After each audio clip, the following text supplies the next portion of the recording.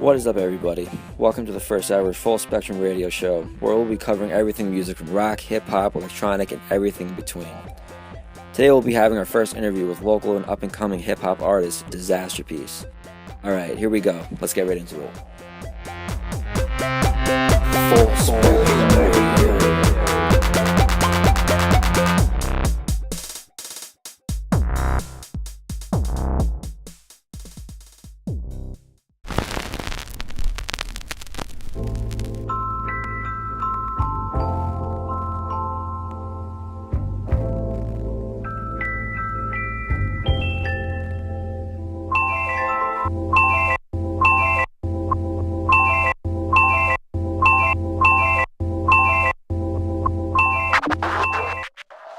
What's your main drive for doing music? I just do music because it makes me feel happy. It makes me feel good. I've been playing music ever since I can remember. I was like 4 years old. I started playing drums. And by the time I was 8, I already bought my first guitar and started trying to learn like 90s alternative grunge bands like Nirvana and like Alice in Chains and trying to get better.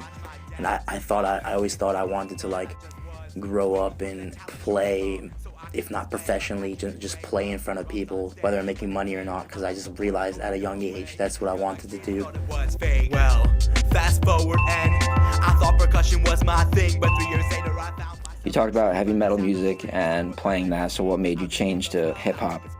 Well, for a long time in my life as a kid, I liked both.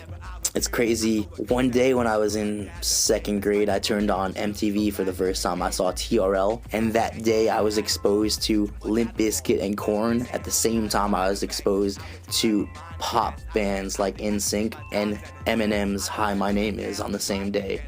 So through listening to Limp Bizkit, I'm like, maybe I actually like hip-hop. And then I got into Eminem, and Eminem led to Dr. Dre and Snoop Dogg and all that West Coast stuff.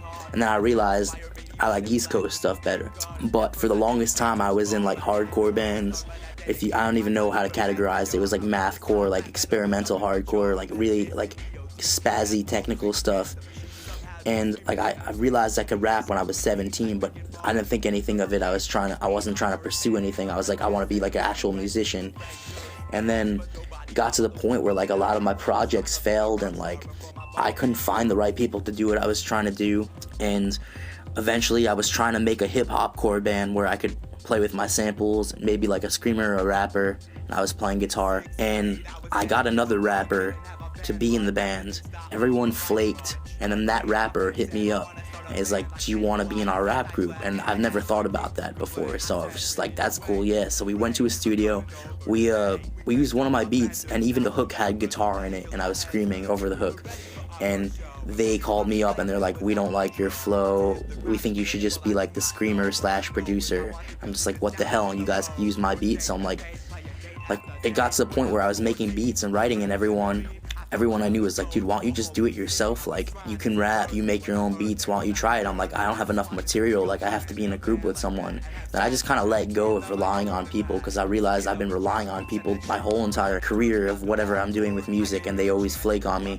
So now here we are, like months later, I have my CD out, my LP, and I'm promoting it, and it feels good. Like, I don't have to rely on anyone. I just write my rhymes, I make my beats, people like it, people share it with each other, and I get on some shows and it feels good. So yeah.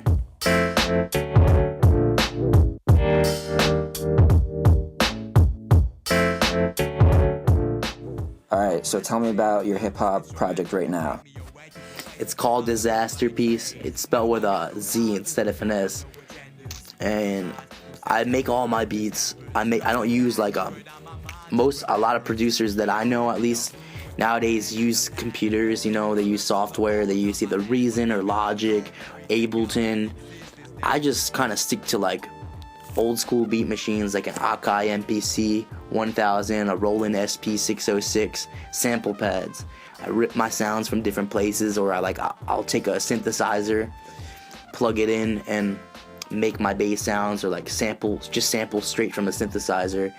I have a Korg K-Oscillator Pro, which is like a looper, so Yeah, I experiment. I'm really into like 90s hip hop. Like I'm really I don't listen to a lot of newer stuff. There's some of it I do, but not much of it.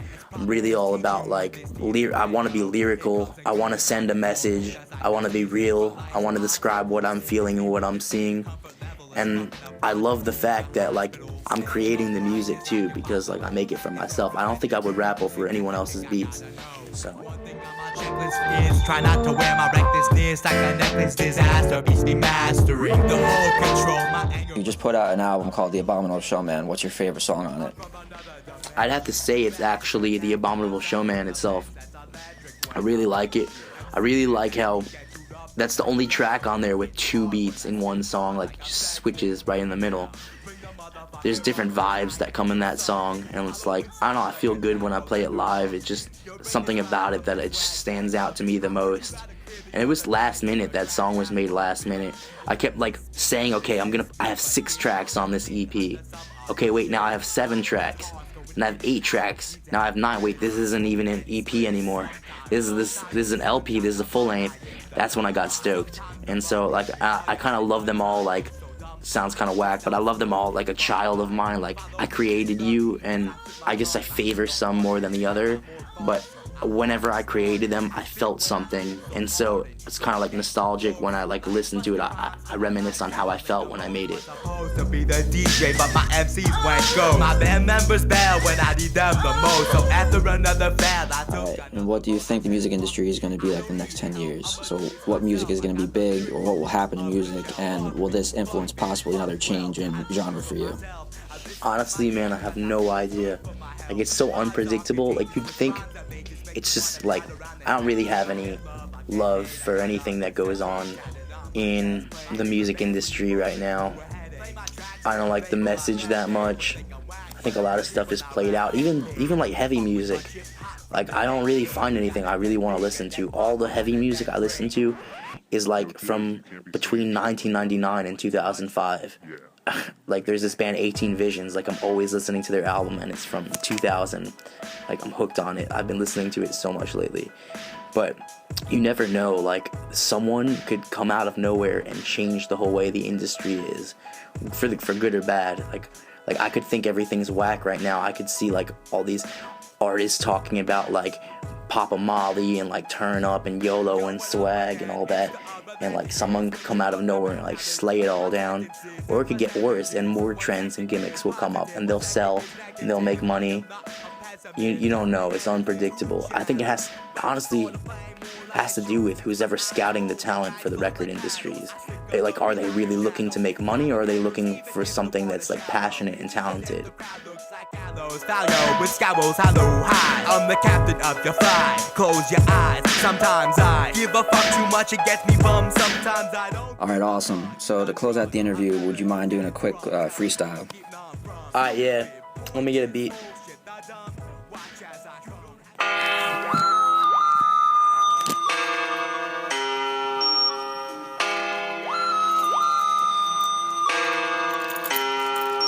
I think it's kinda neat to be an MC and speak and be the master of ceremonies while holding the mic.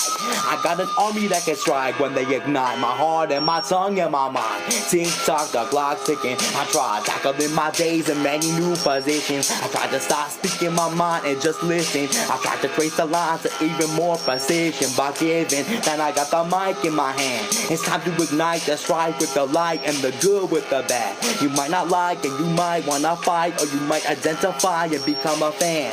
Make some cash, buy a van, that's my plan. Fund my friends to come on the road so the fun don't end. This is poetry, and everyone who's knowing me knows I mean what I spit. This ain't some whack ass turn up Papa Molly shit, I'm sick of it. This is hip hop shit. Shout out to the kids on the Ritalin. This goes out to America and the shit we're in. Alright, so that was an interview with Dizasterpiece. I'd like to thank him a lot for taking the time out of his day to come over and let me ask him a few questions. Everybody, make sure you go and check him out on Facebook.com/DizasterpieceHipHop. Go get his CD, The Abominable Showman, and go check him out at one of his shows. He's a cool guy with really awesome music. Alright, everyone, thanks for tuning in and listening. I'll catch you guys next time on Full Spectrum Radio. Enough to be happy and get by. It's like I'm not about to play claim I hustle and shit when I spit to make a name and gain fame in the rap game. That would be your front, that would be your publicity stunt. I'm not a gangster, I'm not a thug. I fuck one main bitch, I don't sell drugs. The grind that I'm on is called Daughters and the Locusts. Do the arithmetic and you'll see my rhythmic pattern solely focused on the truth. I was lost and distraught as I used.